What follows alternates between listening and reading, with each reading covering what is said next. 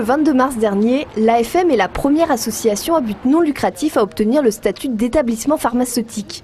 La recherche, le développement et la production des médicaments pour soigner les maladies rares sont réalisés au Généthon depuis 24 ans sans que des tests soient possibles sur l'homme. Aujourd'hui, une thérapie génique va pouvoir être testée sur 15 patients atteints de la maladie de Wiskott-Aldrich grâce à ce nouveau statut. Pour nous, c'est vraiment très important parce que d'abord, c'est l'aboutissement de 20 ans de recherche, c'est clair.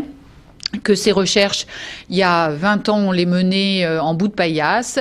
Depuis les 10 années qui ont suivi, on les menait, on testait ces médicaments innovants sur la souris. Aujourd'hui, on les teste chez l'homme. L'association a choisi de travailler d'abord sur le traitement de 5 maladies rares du système immunitaire, de la rétine et du foie. Dans chaque cas, la thérapie génique va être testée sur 15 à 20 patients avant d'être développée à une plus grande échelle si les résultats sont positifs. Cette thérapie, dite innovante, est encore à l'échelle de tentative, mais apporte un espoir. Je suis bien sûr présidente de l'AFM, je suis aussi maman d'un jeune homme qui est décédé il y a 7 ans et demi d'une myopathie de Duchenne, et de voir aujourd'hui qu'on parle de médicaments alors que quand il est parti il y a 7 ans et demi, on ne pouvait même pas imaginer ça.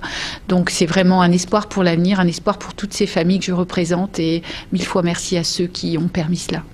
Sans les fonds récoltés par le Téléthon, près de 90 millions chaque année, une telle avancée dans la recherche n'était pas envisageable.